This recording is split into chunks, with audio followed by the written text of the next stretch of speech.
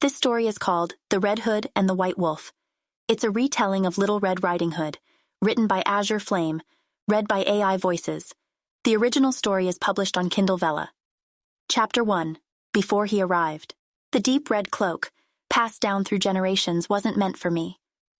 "Scarlet, it's too big," my mother said often. "You'll scuff it walking over the material like that." My father would ward her off with an impish look. "Let her play." He always wanted me to wear it. Mother said it was meant for a son they never had. I couldn't tell them I didn't want it, so I hardly wore it at all, even when they officially gave it to me when I turned 18.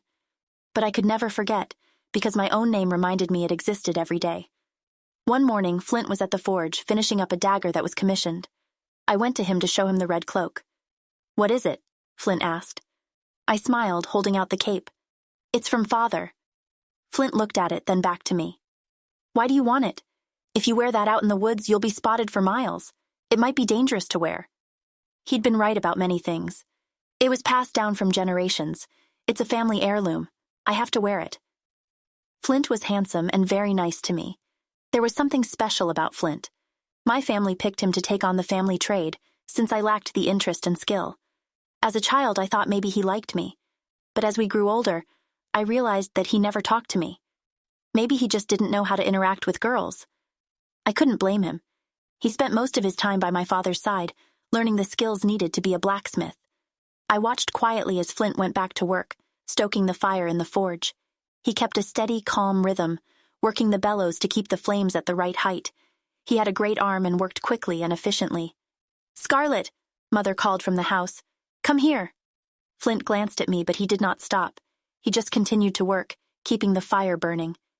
My father came to the door as I entered, smiling. "I'm glad you're wearing your new cloak, dear."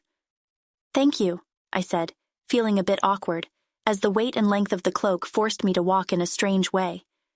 We headed inside. Mother stood at the stove stirring a pot of stew. She turned toward us and smiled. "I've got the bread done." "Dinner is ready this early?" I asked her. "Should I go get Flint?" Mother shook her head. "No, don't bother. I need you to deliver this to your grandmother." Grandmother lived in the woods alone. Since grandfather died, my family visited her sometimes, but she liked the solitary life. At least she said she did. She was an odd woman. She told stories of monsters and ghosts to me as a child. I was fascinated by them. I nodded. "You want me to go now?" She handed me a basket. "Take this to your grandmother, but stay on the path. You know the way." I took the basket and went outside. It was getting colder out and the sky was growing darker. The wind had picked up. I hurried along the path, following the scent of wood smoke. The main path went through the center of the village, and beyond the village was the forest. On the way, I stopped by the center of town. Adam talked to a group of other boys, but when he saw me, he approached. "Hello?" he said. He was nearly the same height, with a bemused smile and sly eyes.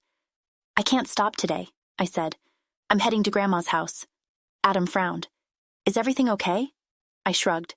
"Just going to check on her? What are you doing today?" He pointed toward the woods. "I'm going into the forest to meet a friend." "Who?" "His name is Merrick. He lives alone out there. He's pretty nice, and he likes to tell scary stories." I laughed. "Are you sure you should be talking to him? I've never heard of Merrick, and I thought I knew everyone in the village." Adam shrugged. "We met at the market. He's a good kid." I sighed. "Well, good luck then." Adam smiled and walked away back to his friends. I kept walking until I reached the end of town, and beyond it was the immense woods. The path ended, and I had to turn onto another trail. The forest stretched for miles. There were not many houses, not many people stayed out here.